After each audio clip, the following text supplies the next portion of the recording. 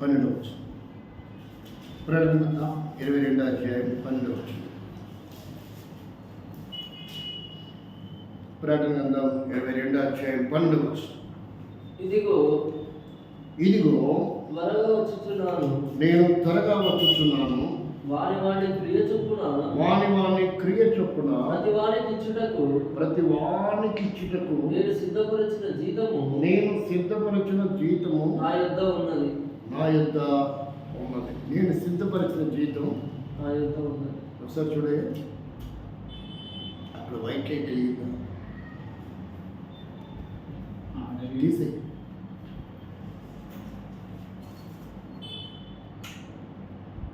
ఇక్కడ దేవుని వాక్యం ఏం చెప్తుందంటే, నేను సిద్ధపరిచిన జీతము నా యొద్ద ఉన్నది. నేను సిద్ధపరిచిన జీతము నా యొద్ద ఉంది. ఏంటంటది? ప్రేమ తండ్రి, పరిశుద్ధమైన దేవానికి స్తోత్రం. మా ముందు చూడే మీ రక్త మాంసాలని ప్రభా పాల్గొన పొందిన నిమిత్తమై మమ్మల్ని పరీక్షించుకొని పరిశోధించుకొని యోగ్యమైన రీతిలో పాల్గొన పొందడానికి సహాయపడమని యేసుక్రీస్తు నామంలో ప్రార్థిస్తున్నాము తండ్రి, ఆమేన్. ఇక్కడ ఏమని జ్ఞాపకం చేస్తున్నాడంటే, ఏముందంట? జీతం. దేనికి జీతం? మనం చేసుకున్న క్రియ.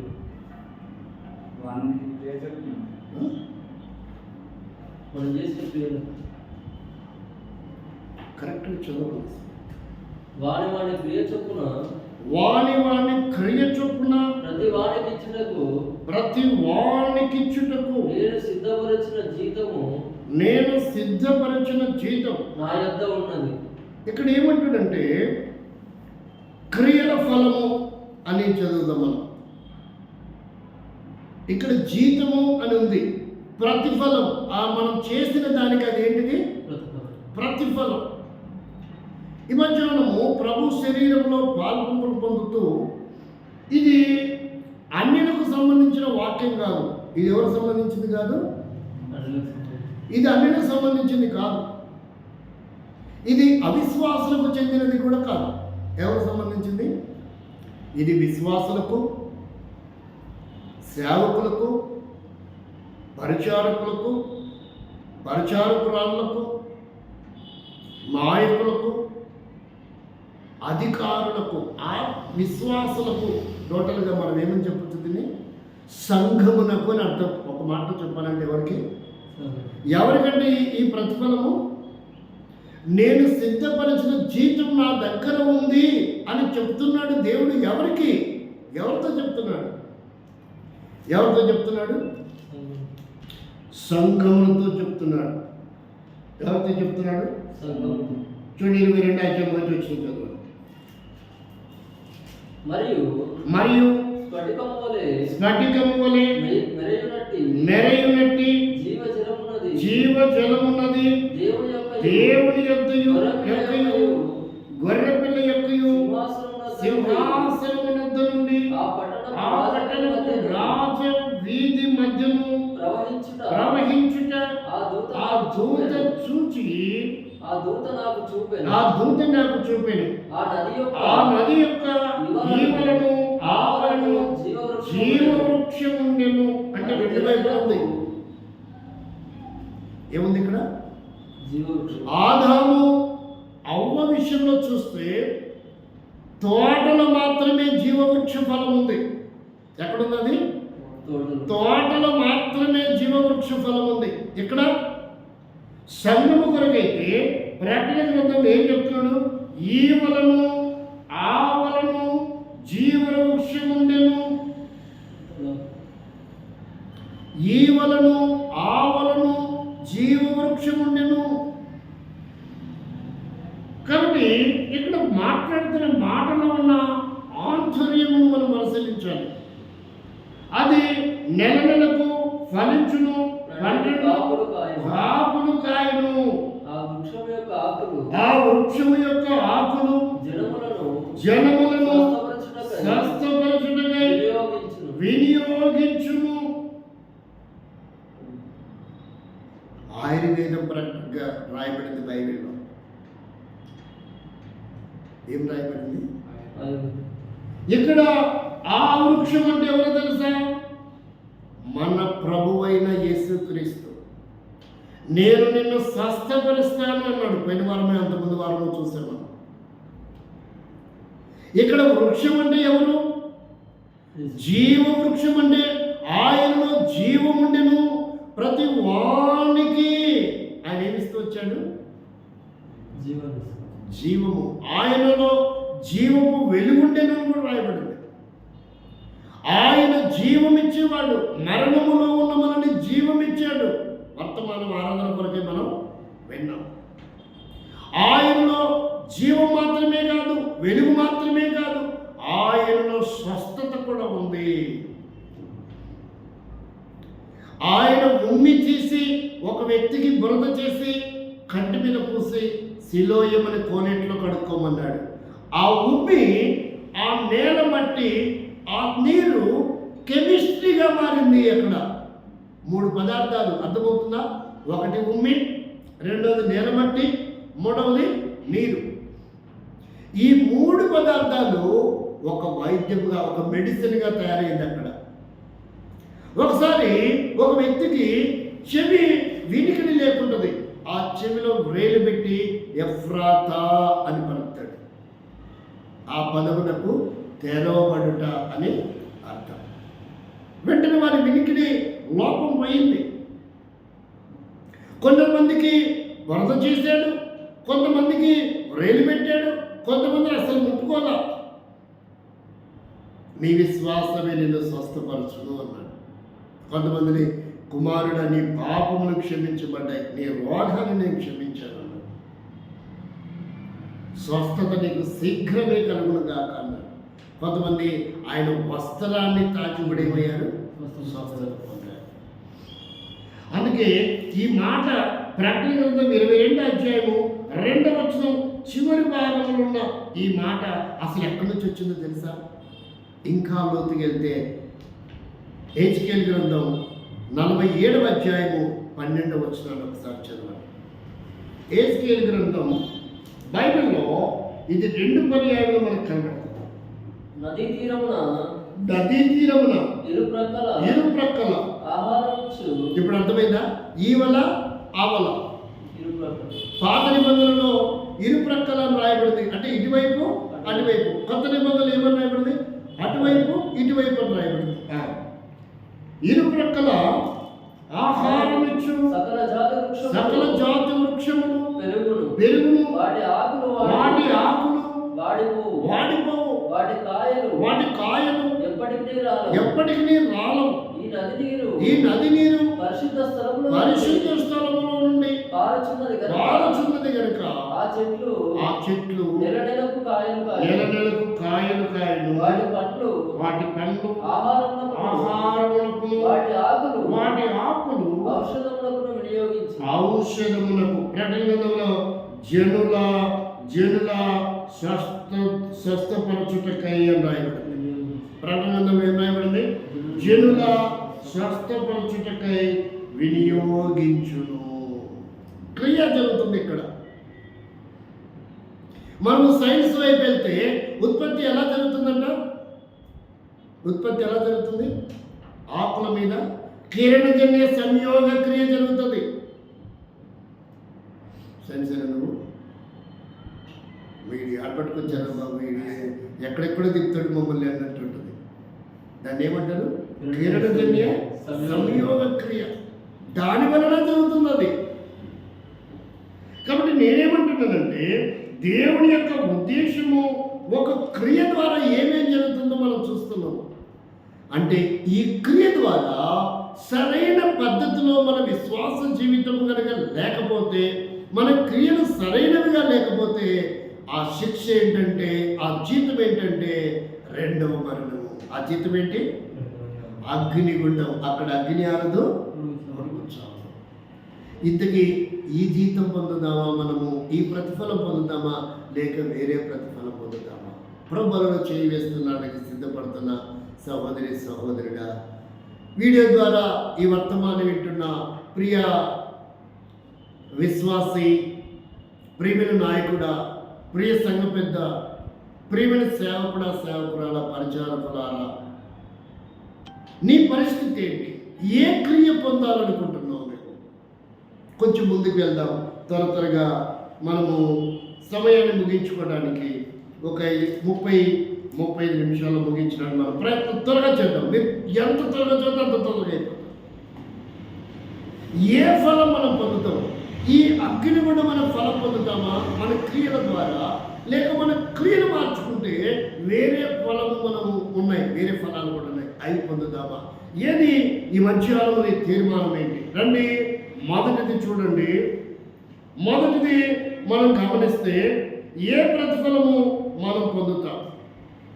మొదటిదిగా మనం చూస్తే బైబిల్ రాయబడినటువంటి విషయంలో కొంతమంది ఏ ఫలం పొందుతున్నారో 91వ కీర్తన 8వ వచనం. ఇప్పుడు మనము ప్రకటన గ్రంథంలో ఉన్నటువంటి ఈ రెండవ మరణం అనే ఫలాన్ని పొందుతామా? చూడండి, నీవు కనులారా చూచుచుండగా భక్తిహీనులకు ప్రతిఫలము కలుగును. ఏంటిది అది? భక్తిహీనులకు కలిగే ప్రతిఫలం ఏంటిది? అగ్నిగుండమే. భక్తిహీనులు ఎలా దేశంలో ఉకార సందే భక్తి ప్లస్ హీనులు, అక్కడ ఇక్కడ వస్తుంది. భక్తి ప్లస్ హీనులు. టెన్త్ పండితులు లేరండి ఇక్కడ అంటారా?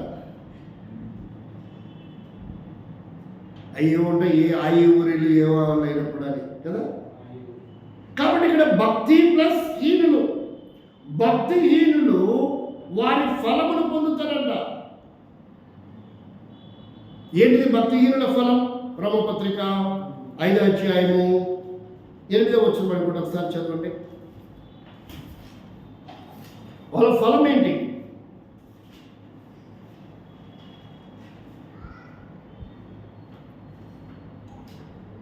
ఆరో వచనం.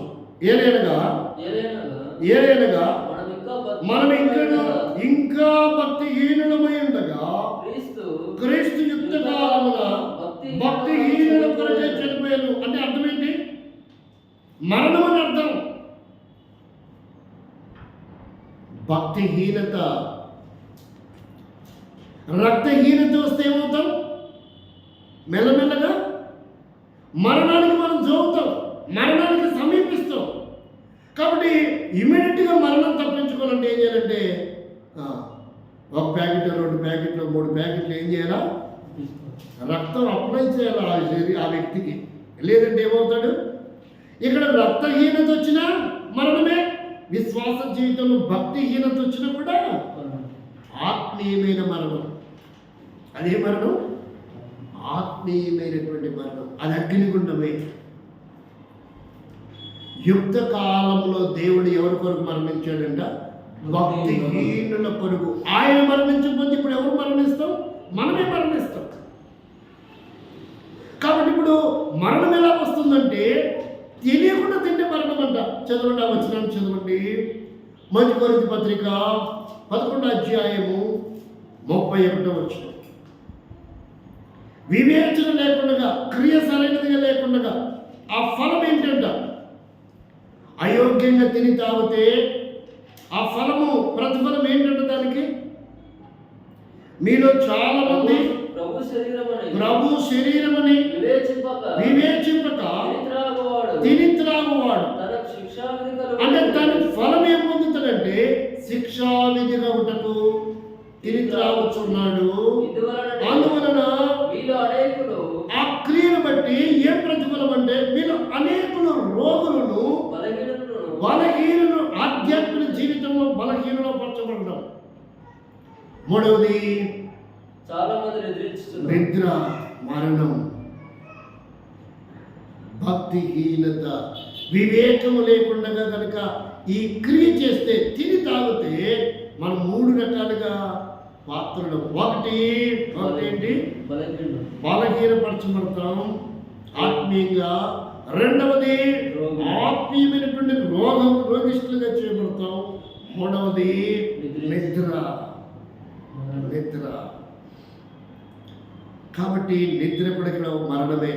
నిద్ర అంటే లేపితే లేస్తారు అనుకోకండి. నిద్ర అనేది ఎక్కడుందంటే ఆ సమాజపు అధికారి కూతురు చచ్చిపోయింది అని ఇంటి దగ్గర నుంచి వర్తమానం వస్తే ఆ చిన్నది నిద్రించుచున్నది కానీ అర్థమవుతుందా? ఆల్రెడీ వాళ్ళందరి దృష్టిలో చనిపోయింది, దేవుని దృష్టిలో నిద్రలో ఉంది. ఆయన లేపగలడు. మనకిగా మనం లేవాలి.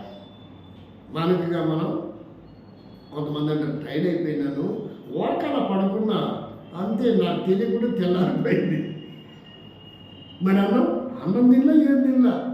మరి మమ్మీ నువ్వు లేపి, అరే 8 సార్లు లేపినా నువ్వు లేవలేదు, నిద్ర తీసుకుని దుప్పటి కప్పుకున్నావు, నువ్వు వదిలేసి పడుకున్నావు నేను కూడా అంటదా? ఓరకల పడుకుని తెల్లారిపోయిందంట. పడలిక అలసట మనకు తెలియకుండా నిద్రలోకి పంపిస్తారు. పిలిచినా పలకమిక. మరి ఈ నిద్ర అట్టాడిది కాదు, అయిపోవడమే. కాబట్టి ఇక్కడ ఏమంటాడంటే మనము సరైన పద్ధతిలో క్రియ లేకుండా కనుక తిని తాగితే దాని ఫలం ఏంటంట? రోగము, బలహీనత, నిద్ర. ఇది తెచ్చుకుందామా? దుష్టబడులకు అదేంటిదంట? మొదటిది ఏంటిది? అదేం చదివాం? ఏంటిదంట అది? ఏం చదివాయ్యా? కీర్తన 91:8. అక్కడి నుంచి వచ్చాం. దుష్ట ఫలం అదేంటిది? దానికి భక్తిహీనులు ప్రతిఫలం అంటే ఏంటిది? హీనత వచ్చింది. ప్రభు శరీరం అని వివేచింపకపోతే మన పరిస్థితి కూడా అలా ఉండబోతుంది. మరి ఏ పరిస్థితి, ఏ ఫలాన్ని మనం పొందాలనుకుంటున్నాం? ఇలాంటి స్థితిలో మనం ఉండకూడదంటే మరలా మనం ప్రభువుని పాదములను ఆశ్రయించాలి. ఆయన క్షమించడానికి సిద్ధమైన మనసు గలవాడు. ఇంకా రక్షణ మారు మనసు పొందకపోతే, ఇంకా నువ్వు ఎంత ఘోర పాపమైన స్థితిలో ఉన్నట్లయితే ఆయన తప్ప నేను క్షమించినాదని విషయంలో నీ పాపములకు పరిహారం ఆయన తప్ప మరెవరును చేయలేరను. కాబట్టి ఆ నరకం, ఆ మరణం తప్పించుకోవాలంటే, ఆ శిక్ష తప్పించుకోవాలంటే క్రియల ఫలం అంటారు. దాన్ని కర్మఫలం అని హిందువులు వాడతారు. ఆ కర్మఫలమే మరణం.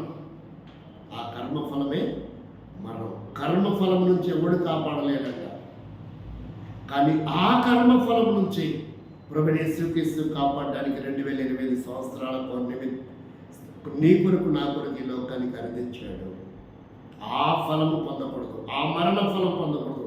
ఆ మరణమును ఆయన పొంది మనకు జీవం ప్రసాదించాలనుకుంటున్నాడు. కాబట్టి మన క్రియలు సరైనదిగా లేకుండా ప్రభు వలన మనం చేస్తే ఈ స్థితే పొందుతాం. కాబట్టి మనం సరి చేసుకున్నాం. ప్రభువా, నా క్రియలు సరైనవి కాదు, నా మాటలు సరైనవి కాదు, నా ఆలోచనలు సరైనవి కాదు, నా పద్ధతులు సరైనవి కాదు, నేను చేసే పని సరైనది కాదు, నేను మరణానికి పాత్రనవుతాను, నన్ను క్షమించు ప్రభా, సరి చేసుకుంటా. ఆ ఫలం నాకు వద్దు నాయన, ఆ ఫలము నాకు వద్దు ప్రభా, నీవిచ్చే ఫలాలు కావాలా అని ఒక మంచి తీర్మానం చేసుకొని పరీక్షించుకొని పరిశోధించుకుంటే ఇప్పుడు ఏమేమి ఫలాలు ఉన్నాయో రండి మనం ఒకటేటిగా చూద్దాం. ఇప్పుడు ఏం ఫలాలు ఉంటాయి పరీక్షించుకొని పరిశోధించుకొని ప్రభువులను మనం చేస్తే మనకు వచ్చే అద్భుతమైన ఫలాలు చూద్దాం రండి. మొదటిది చూడండి. మొదటిది ఏంటి? ఆత్మానుసారంగా జీవిస్తే. మొదటిది ఏంటి?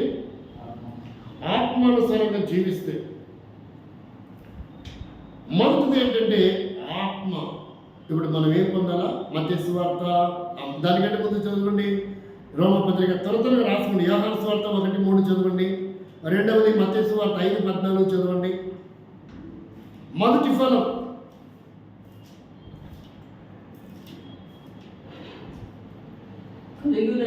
కలిగినది ఏదియు ఆయన లేకుండా కలగలేదు. ఆయనలో జీవముండెను, ఆ జీవము మనుషులకు వెలుగయుండెను. అంటే ఇప్పుడు మనం ఏ ఫలం పొందాలా? వెలుగు ఫలాన్ని పొందాలా సరి చేసుకుంటే. మత్తయి సువార్త 5:14 చదవండి. మనం ఏమై ఉండాలా? మీరు లోకమునకు వెలుగై ఉన్నారు. అంటే ఇప్పుడు ఏ ఫలం పొందాలా? మనం కూడా వెలుగు ఫలం పొందాలా. అది ఎలా సాధ్యం? ఎఫెసు పత్రిక 5:9. ఇది మొదటి ఫలం. అంటే మనం బ్రతుకు మార్పు చెందాలా, ఇంకా సంపూర్ణమైన రక్షణ పొందాలా. యేసుక్రీస్తు నిజమైన వెలుగుగా ఉన్నాడు. నీ కొరకే నా కొరకే ఈ లోకానికి అనుదించాడు. చీకటి నుంచి విడిపించడానికి వచ్చాడు. వెలుగు ఫలము వెలుగు ఫలము సమస్త విధములైన మంచితనము నీతి సత్యమును వాటిలో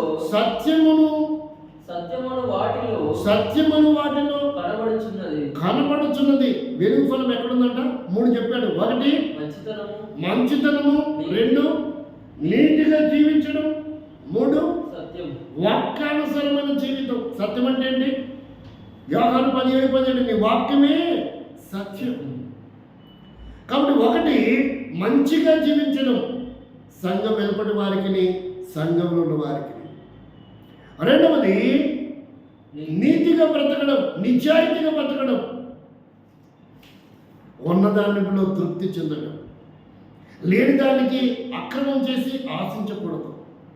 అది నీతి. 3వది ఏంటంటే వాక్యానుసారం. ఏ వాక్యం అయితే వింటున్నామో వెంటనే వాక్యానికి లోబడి వాక్యాన్ని అనుసరించి జీవిస్తే దాని ఫలం ఏంటి? నీతిగా వెలుగు ఫలము. నేను యేసు నమ్మాను, వెలుగు సంబంధిని అనుకున్న వారు ఇలా జీవించాలి. మన దైనిక జీవితంలో ఈ అనుభవంలో ఉంటే మనం వెలుగు ఫలాన్ని పొందుతాం. ఈ అనుభవం లేకపోతే చీకటి ఫలం. అదేంటిదంట? అగ్ని ఆగదు, పురుగు చావు. చీకటి గదిలో వెల్పట వేయబడతాం. అదే అగ్నిగుండం, యమగుండం, నరకం అని పిలువబడుతుంది. ఈ ఫలాన్ని పొందుదామా? లేక వెలుగు ఫలాన్ని మన ప్రవర్తనను మార్చుకొని దేవుడి కొరకే జీవించి వెలుగు ఫలాన్ని పొందేవారంగా ఉండము. ఇది మొదటి ఫలం. 2వదిగా చూడండి, ఇది మొదటిది. 2వదిగా చూస్తే ఇప్పుడు మనం నీతిగా బ్రతకాలంట. ఫిలిప్పీ పత్రిక 1వ అధ్యాయము 11వ వచనం త్వరగా చదవండి. ఫిలిప్పీ పత్రిక 1వ అధ్యాయము 11వ వచనం.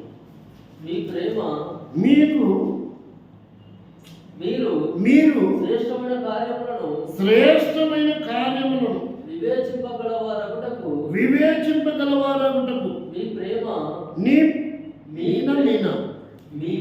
మీ ప్రేమ తెలివితోను సకల విధములైన అనుభవ జ్ఞానముతోను కూడినదై అంతకంతకు అభివృద్ధి పొందవలనని ఇందువలన దేవునికి మహిమయు స్తోత్రమును కలుగునట్లు మీరు యేసుక్రీస్తు వలనైన ఏ ఫలం అంటే? నీతి ఫలములతో. 2వది నీ జీవితంలో మరణకరమైన ఫలమా, నరక సంబంధమైన ఫలమా, క్రియల వలన వచ్చే ఆ చీకటి ఫలమా, లేక వెలుగు ఫలము, నీతి ఫలమా? ఏది పొందాలనుకుంటే మధ్యాహ్నం కావాలి. పురోబలను చేవేసే నీవు ఏ ఫలం కొరకై నీ జీవితం ఉంది, ఏ ఫలాన్ని పొందబోతున్నావు? నువ్వు పరోబలలో చేవేస్తున్న ఈ కాలంలో ఏ ఫలము నిన్ను వెంటాడబోతుంది? నువ్వు ఏ ఫలము కొరకు ప్రాకులాడుతున్నావు? దేవుడి వాక్యమే బహు స్పష్టంగా జ్ఞాపకం చేస్తుంది. మనం ఏ ఫలం పొందాలంట? 1 వెలుగు ఫలము, 2వది నీతి ఫలము. 3వదిగా చూడండి. 3వది ఏం ఫలము చూడండి. 3వదిగా చూస్తే దేవుని వాక్యంలో 3వదిగా చూస్తే నువ్వు చేసిన పనిని బట్టి యెషయా గ్రంథం 65:22 వచ్చు.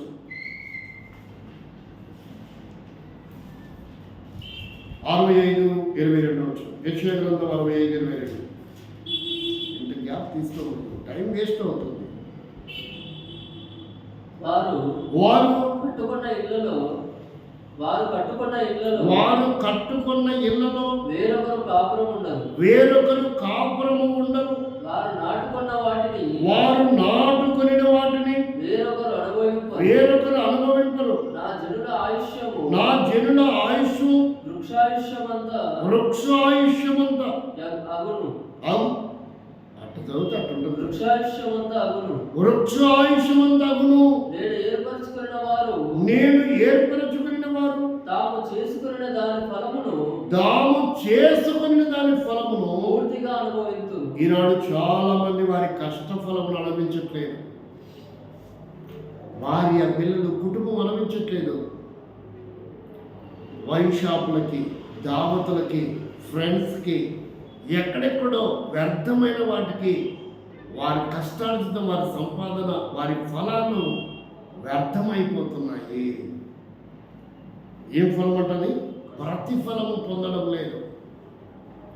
వారు ఎంతైతే శ్రమ పడ్డారో దానికి సరిపడ ఫలాన్ని పొందట్లేదు. కొంతమంది అంటారు చేసుకున్న వారికి చేసుకున్నంత. అర్థమైందా? ఒకసారి చూద్దామా, ఒక ఆమె ఏం చేసుకుందో, ఆమె ఏం ఫలం పొందిందో చూద్దామా. ఋతు గ్రంథం 2:12 11-12 చదవండి. ఋతు గ్రంథం ఆమె ఏం చేసుకుంది, ఆమె ఏం ఫలాన్ని పొందింది. ఋతు గ్రంథం 2:11-12.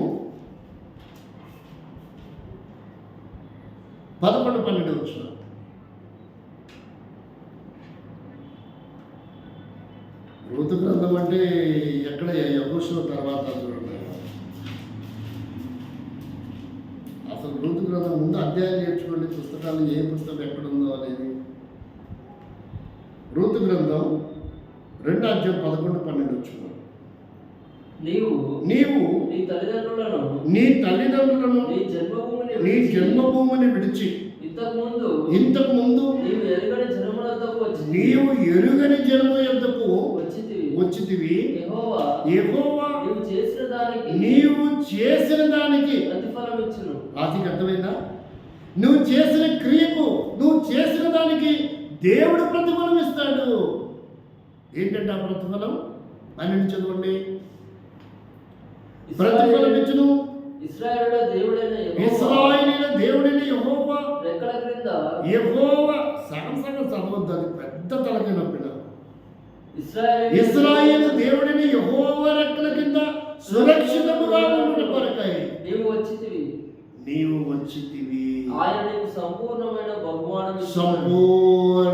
బహుమానం. నువ్వు చేసుకున్న దానికి ప్రతిఫలం ఏంటి? సంపూర్ణమైన బహుమానం.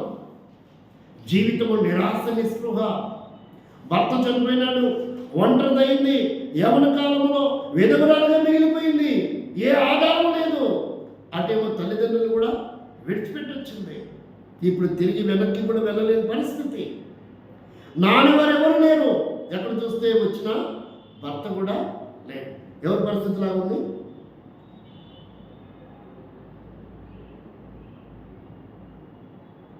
ఆ శేఖర్ భర్తలా ఉంది. ఎవరి పరిస్థితి లాగుంది? అంతే కదా, కరెక్ట్గా. అటేమో తల్లిదండ్రులు విడిచిపెట్టి వచ్చింది. ఇటు చూస్తేనేమో ఈ అబ్బాయి ఏమో చనిపోయి ఉన్నారు.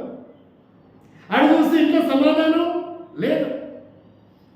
30,000 25,000 పింఛన్ వస్తుంది కానీ కూర్చొని తినే స్థితిలో పనికెళ్ళి పట్టుకోసుకునే పరిస్థితి. నా కొడుకు నేను ఆ బతికెట్టబట్ట మేము బతుకుతాం, నా కొడుకు నేను ఎట్టబట్ట బతుకు. ఇప్పుడు ఈ రూతు పరిస్థితి ఎలా ఉందంటే అంతకంటే దరిద్రంగా ఉంది. ఆమె కొడుకున్నాడు, రూతుకి అది కూడా వయసు చిన్నది, పడుచు వయసులో ఉంది. అటు తల్లిదండ్రుల దగ్గరికి లేదు అవకాశం, అటు తన బంధువుల దగ్గరికి లేదు అవకాశం, అటు మోయాబు దేశంలో లేదు అవకాశం. బయలుదేరి వచ్చింది. వార్పు అయితే వెళ్ళిపోయింది. ఈ గోడ అంత ఎందుకు, ఈ బతుకంత ఎందుకు, అది పిచ్చింది రూతు అనుకునిందేమో, మనకు తెలియదు. వెళ్ళిపోయింది. తీరా చూస్తే ఇక వార్ప చరిత్ర అంతతో ముగించిపోయింది. మరలా ఎక్కడ బైబిల్ దేవుడు ఆమె గురించి పెద్దగా అధ్యాయం రాయడానికి దేవుడు ఇష్టపడ. అయితే రూతు అన్నిటిని విడిచిపెట్టి ఒక క్రియ చేసింది. ఆమె క్రియల ఫలం. ఆమె మంచి తీర్మానం చేసుకుంది.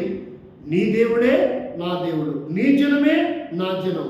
ఇక ఈ దేవుణ్ణి మరణము సంభవించిన నేను ఈ దేవుణ్ణి విడిచిపెట్టాను. అది ఆమె చేసుకున్న క్రియ. సంపూర్ణంగా దేవుడి మీద ఆధారపడింది. ఈ దేవుడి కొరకు తన జీవితం అంకితం చేసింది. ఎన్నో సంవత్సరాల నుంచి మందిరానికి వస్తారు, కానీ దేవుడి కొరకే వారి జీవితం అంకితం. దేవుడి కొరకు సంపూర్ణంగా జీవించరు, దేవుడి మీద ఆధారపడరు, బ్రతుకులో దేవుడిని స్వాగతించరు, దేవుడిని నమ్మరు. అలా వచ్చి వెళ్తూ ఉంటారు. ఒక మంచి నిర్ణయం తీసుకుంది, ఒక క్రియాశీలకంగా ఒక బలమైన నిర్ణయం తీసుకుంది ఋతు. అందుకే బోయజ్ అంటున్నాడు, నీ క్రియలకు ప్రతిఫలం దేవుడు నీకు ఇస్తాడు, నీకు సంపూర్ణమైన బహుమానం. ఎట్లాంటి బహుమానమే తెలుసా? మరలా ఆమె సుమంగళైంది. ఏమైంది? ఆమె మరలా వివాహితురాలైంది. ఆమె జీవితం మోడుబారిపోయిన జీవితం, అనగారిపోయిన జీవితం. హిందూ ధర్మశాస్త్రం ప్రకారం చూస్తే ఒక 200 సంవత్సరాలు వెనక్కి వెళ్తే ఆమె గుండె గీయించుకొని ఒక తెల్లని వస్త్రాన్ని ధరించి ఇంట్లో నుంచి బయటికి రాకూడదు. అది వితంతు జీవితం అంటే. అలాంటి దరిద్రమైనటువంటి జీవితం, నికృష్టమైన జీవితం రూతు జీవితం. అలాంటి జీవితానికి ప్రతిఫలం దేవుడు ఏమి ఇచ్చాడో తెలుసా? ఏ పొలంలో అయితే అవమానపరచబడుతూ పరిగెరుగుతుందో ఆ పొలానికి యజమానురాలైంది. ఆరోగ్యకరమైన కుమారుణ్ణి కూడా కలండి. ఒకవేళ రూతు తీర్మానం చేసుకుంటే యేసుక్రీస్తు వంశావళి ఉండేదో లేదో మనకు తెలియదు. ఎందుకంటే అది రూతు నుంచే స్టార్ట్ అయింది. ఏ వంశావళి? యేసుక్రీస్తు వంశావళి. రూతు ఎప్పుడైతే ఇక్కడ చేర్చబడిందో, ఎంత దౌర్భాగ్యకరమైన జీవితం.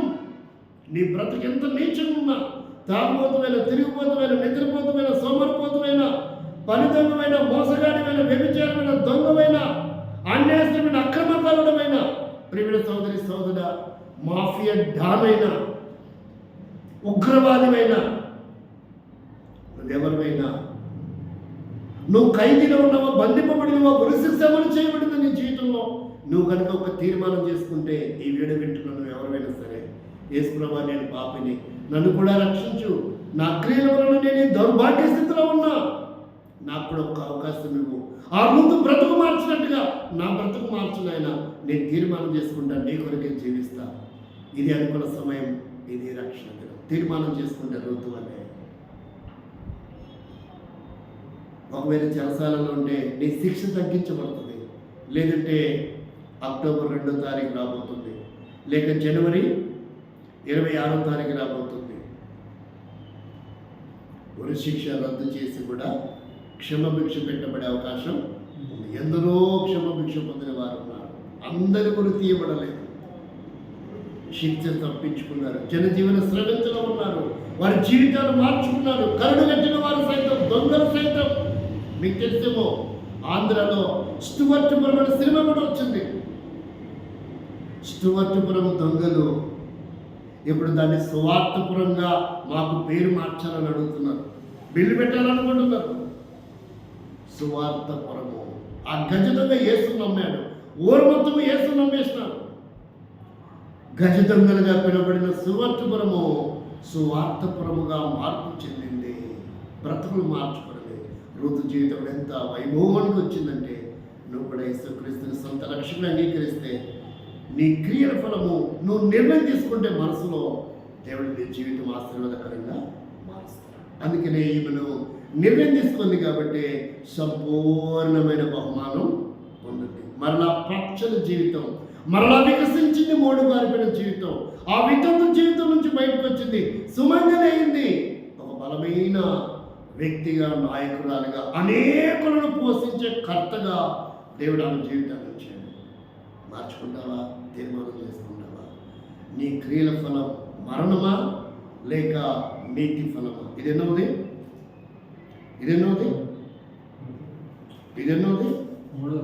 మూడవది ఏంటంటది? ప్రతిఫలం. నువ్వు చేసిన దానికి దేవుడు నీకు ప్రతిఫలం ఇస్తాడు. ఏంటంట?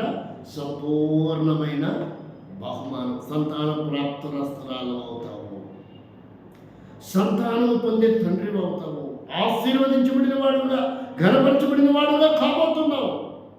నువ్వు క్రియను తీర్మానం చేసుకుంటే దేవుని సంపూర్ణంగా ఋతు తీర్మానం చేసుకున్నట్టు తీర్మానం చేసుకుంటే. ఇది మూడవదిగా చూస్తున్నాం. నాలుగవదిగా చూడండి, దేవుని వాక్యంలో చూస్తే, దేవుని వాక్యంలో నాలుగవదిగా చూస్తే చూడండి, ఫిలిప్పీ పత్రిక 4:17.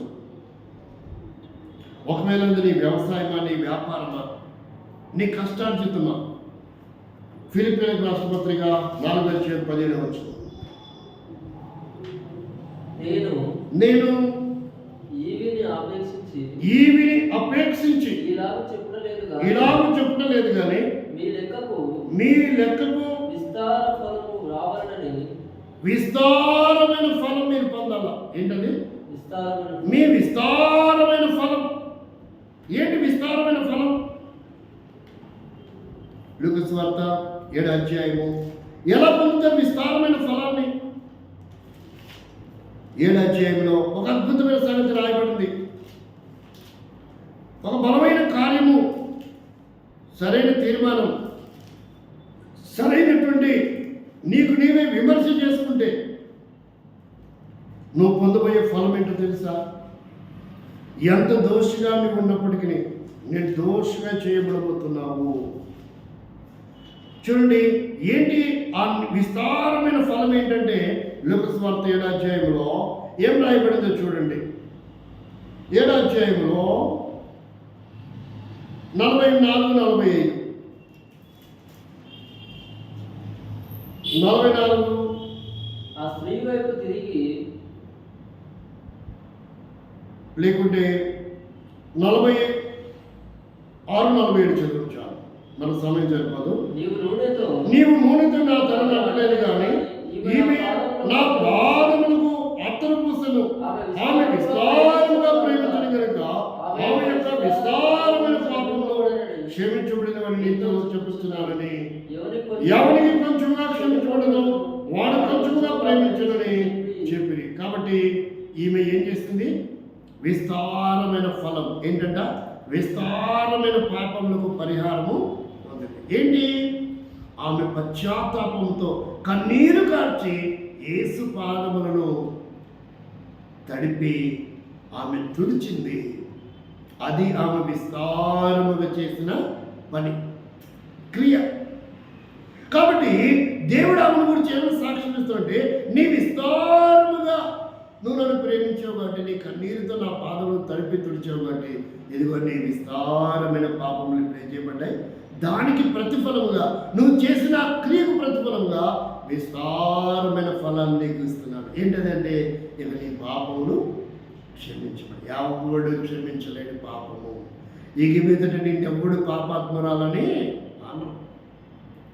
నువ్వు ఎంత ఘోర పాపమైనా ప్రభు దగ్గర పశ్చాత్తపడి, ప్రభువా నా క్రియల ద్వారా, నా పద్ధతుల ద్వారా, నా ఆలోచన ద్వారా ఈ వారం అంతా సోమవారము, మంగళవారము, బుధవారము, గురువారము, శుక్రవారము, శనివారం, ఈ ఉదయకాలం వరకు నేను కొన్ని విషయాల్లో భ్రష్టు పట్టిపోయాను ప్రభా.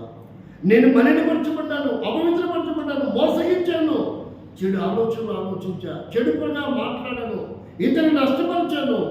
ఆ పాపములు క్షమించబడకుండా నీ రక్త మాంసంలో క్షయవేయలేని ప్రభా. కన్నీరు గార్చి ఒక మంచి తీర్మానం చేసుకొని నన్ను క్షమించు తండ్రి అంటే ఆమె విస్తారమైన క్రియ చేసింది కనుక ఏం చేయబడిందంట? విస్తారమైన పాపములు క్షమించబడ్డాయి. అందుకనే విస్తారమైన ఫలమే. ఇదేం ఫలము? విస్తారమైన ఫలం పొందడం అంటే అది.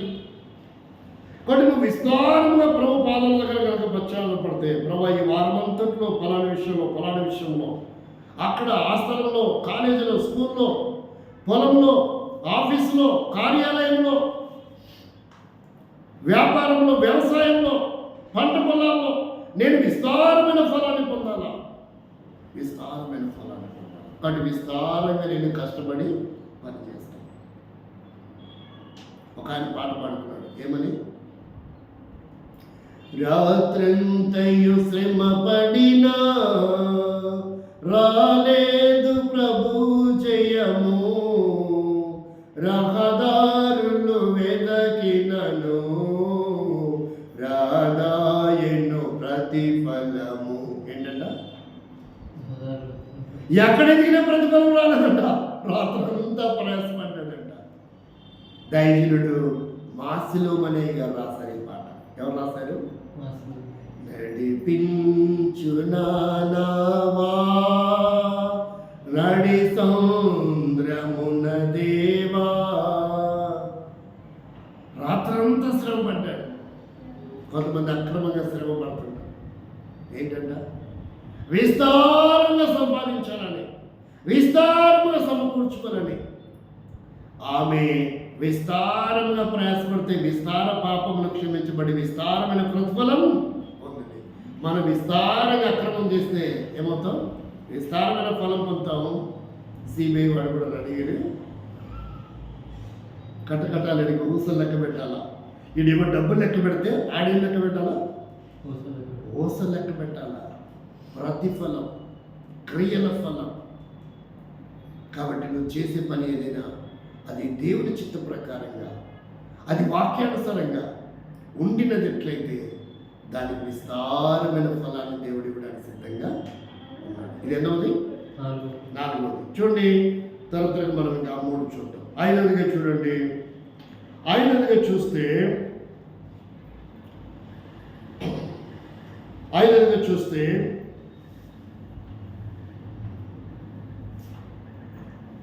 గలతీ పత్రిక 5వ అధ్యాయము 22వ వచనం. 5వదిగా మనం చూస్తే గలతీ పత్రిక 5వ అధ్యాయము 22వ వచనం. అయితే ఇది ఏంటంట? ఇది ఆత్మఫలం. అయితే ఆత్మఫలం ఏమనగా ఆత్మఫలం ఏమనగా ప్రేమ. ఇక్కడ 9 విషయాలు రాయబడ్డాయి. ఏ ఫలాన్ని పొందేవాడు ఉన్నావు? ప్రభువులను చేయవేస్తే నీ జీవితం ఏ ఫలానికి నువ్వు అర్హుడుగా ఉన్నావు? అయితే ప్రేమ, సంతోషము, సమాధానము, ఇవి నీ నా జీవితంలో ఉన్నాయో పరీక్షించుకుందాం. సమాధానము, దీర్ఘశాంతము, దయాలత్వము, మంచితనము, విశ్వాసము, సాత్వికము, ఈ ఫలాలు నీలో నాలో ఉండాలని దేవుడు కోరుకుంటాడు. ఇదేం ఫలము? ఆత్మఫలం. వీటిలో ఎన్నున్నాయి? కనీసం 9లో 5 అయినా ఉన్నాయా? కనీసం పరీక్షించుకుందాం. ప్రేమ ఉందా? విశ్వాసం ఉందా? ఆశ నిగ్రహం ఉందా? సాత్వికం ఉందా? కనీసం 5 అయినా ఉన్నాయా అని మెజార్టీగా, లేక 9 ఫలాలు లేవా? రక్షింపబడ్డాం, ఎన్నో సంవత్సరాలైంది, ప్రార్థన చేస్తున్నాం, ఆరాధన చేస్తున్నాం, ప్రభువులను చేస్తున్నాం, దేవుడి పని కొరకే వేలు లక్షలు సమర్పించుకుంటున్నాం. వాహనాలు కొంటున్నారు, మైకులు కొంటున్నారు, స్థలాలు కొంటున్నారు, మందిరాలు కడుతున్నారు, ఏమేమో సువార్త ప్రకటిస్తున్నాం. అన్ని మంచి లక్షణాలు ఉన్నాయి. కానీ ఈ 9లో కనీసం 5 ఫలాలైన నీలో నాలో ఉన్నాయా దేవుడు చూసినప్పుడు? లేక ఏ ఫలము లేనటువంటి అంజూరపు చెట్టులాగానే మన జీవితం ఉండిపోయిందా? అంజూరపు చెట్టులాగానే మన జీవితము ఉండిపోయిందా? ఆలోచించుకోవాలి. ఆలోచన లేకుండా వ్యర్థంగా మనం ప్రభువులను చేస్తే దానివల్ల ప్రమాదం తెచ్చుకోబోయే వారంగా ఉన్నాం. ఆత్మఫలం. ఇదేం ఫలము? ఆత్మఫలం. చూడండి, 6వదిగా చూద్దాము. మత్తయి సువార్త 3వ అధ్యాయము 7వ వచనం తర్వాత చదవండి. అది 7కి 8కి మధ్యలో ఉంటుంది ఆ భాగం, అందువల్ల కన్ఫ్యూజ్. 7వ వచనం చివర చదవండి. రాబో ఉగ్రతను తప్పించుకొనుటకు 3వ అధ్యాయము 7వ వచనం తర్వాత అని చెప్తున్నా. 8వ వచనం ముందు భాగము. అది మారు మనసుకు తగిన ఫలములను భరించుడి. కాబట్టి మారు మనసు పొందేవారు రుజువులు ఏంటి? పౌలు ఏం చెప్పాడు? పూర్వం హింసకుడును, దోషకుడును, హానికరుడును, ఇప్పుడు అవి నా జీవితంలో లేవు. మారు మనసు పొందాడు. రాళ్లతో కొట్టి ఈడ్చి పడేశారు గౌని వెంపడికి. కనీసం వాళ్ళ మీద దూలనాడు కూడా చేయలేదు, ఏ మాట కూడా అనలేదు. లేదా అంతకుముందు వాళ్ళలాగా ఉండింటే ముక్కలు చేసేవాడు. ఇది మారు మనసుకు తగిన ఫలం నీ నా జీవితంలో ఉండాలని దేవుడు కోరుకుంటున్నాడు. అంటే మన మాటలు, మన అలవాట్లు, మన పద్ధతులు, మన క్రియలు, మన జీవన శైలి, మన ప్రయాణాలు, మనము కనపడే తీరు, దేవుని సన్నిధిలో కనపడే విధానం, ఆత్మీయ ఎదిగే విధానం, అంచెలంచెలుగా ఇది మారు మనసుకు తగిన ఫలము. ఏ ఫలము కనుక మన దగ్గర లేకపోతే నరికి ఏం చేస్తున్నాడు? దాన్ని అగ్నిలో అవసరమా మనకి? కాబట్టి 6వది మారు మనసుకు తగిన ఫలం. చివరిగా చూడండి, 7వది ఒక అద్భుతమైన మాట ఉంది. అదేం ఫలం అంటే అది దేవుని ఫలం. అది ఎవరి ఫలం? చూడండి ఒకసారి చదవండి. అవి రాసుకున్నావా? చూడండి, చివరిగా చూస్తే దేవుడి ఫలం అంటే ఏంటి? లేవియాకాండం 19:24 వచ్చు. ఒకరు 19:24 చదవండి, ఒకరు 27:30 చదవండి. చివరిగా మనం చూస్తే లేవియాకాండం 19:24 ఒకరు చదవండి, 4వ సంవత్సరమున 27:30 ఒకరు చదవండి. 4వ సంవత్సరమున వాటి ఫలములన్నిటిని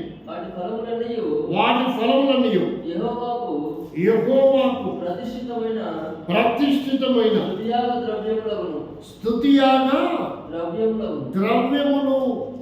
ఇది దేవునికి మనము చెల్లించే ఫలం. ఇది ఏం ఫలము? ఇది దేవునికి మనమిచ్చే ఫలం. ఇప్పటి వరకు దేవుడు మనకిచ్చే ఫలాలు మనము కూడా దేవునికి ఇచ్చే విషయాల్లో ఏమేమి ఇవ్వాలా? హృదయంలో స్థలం ఇవ్వాలా. సువార్త కొరకై, ప్రార్థన కొరకై, పరిచయ కొరకై, దేవుని పని కొరకై మనము స్థలం ఇచ్చే వారికి ఉండాలి, సహకరించే వారికి ఉండాలి, పాల్పంపులు పొందే వారికి ఉండాలి. ఇది ఎవరికి ఇచ్చే ఫలం? దేవునికి ఇచ్చే ఫలం. దీనికి కూడా ప్రతిఫలం దేవుడిస్తాడు. ఆయన ఎవరికి అన్యాయం చేయడు. ఆయన అక్రమస్తుడు కాదు, అన్యాయస్తుడు కూడా కాదు. చూడండి ఏమంటున్నాడు? 27:30 చూడండి. భూధాన్యములలోనేమి, వృక్షములలోనేమి, భూఫలములన్నిటిలో ఇది యెహోవాకు ప్రతిష్ఠితమగు. ఇది ఎవరికంట? ఎవరికంట? దేవునికి సంబంధించింది. ఇది ఎవరికి? దేవునికి సంబంధించింది. మరి మనకు సంబంధించింది. దేవునికి మనం ఇస్తే మనం పొందే ప్రతిఫలం ఎలా ఉంటుందో తెలుసా? చదవండి, ఎబ్రీ పత్రిక 6:10. ఎబ్రీ పత్రిక 6:10.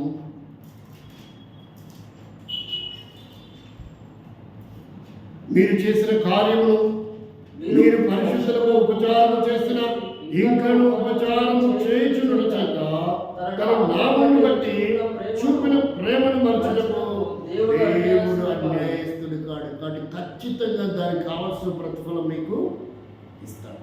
దానికి కావాల్సిన ప్రతిఫలం ఇహమందు 100 పరమందు నిత్య జీవమును కూడా ఇస్తాడు. మరణం తప్పించుకోవడమే కాదు, పరమందు నిత్య జీవాన్ని కూడా ఆయన ఇచ్చేవాడిగా ఉన్నాడు. ఇదేంటిదంటే దేవునికి మనం ఇచ్చే ఫలం. ఇన్ని ఫలాల్లో దేవుని ఫలాన్ని పొందే అర్హత దేవుడికి మనం ఇస్తే, దేవుని దగ్గర నుంచి తిరిగి మనం పొందే ప్రతిఫలం ఏంటంటే ఆయన నువ్వు చేసిన దానికి మర్చిపోవడానికి అన్యాయస్తుడు. దానికి తగిన ప్రతిఫలము ఖచ్చితంగా నీకు, నీ కుటుంబానికి అనుగ్రహించేవాడిగా ఉన్నాడు. అంటే మనం దేవుని చేత ఫలాన్ని. కాబట్టి పరిశోధించుకొని యోగ్యంగా మనం ప్రభువులను జీవిస్తే మరణం అనే ఫలము, నరకం అనే ఫలము, రోగం అనే ఫలము, బలహీనత, వ్యాధి అనే ఫలాన్ని తప్పించుకొని ఈ 7 ఆత్మ సంబంధమైన ఫలాలు పొందేవారని ఉందామా? లేక రోగులము, బలహీనులము, మరణము పొందే ప్రతిఫలాన్ని పొందేవారంగా ఉందామా? ఏంటి మన తీర్మానం?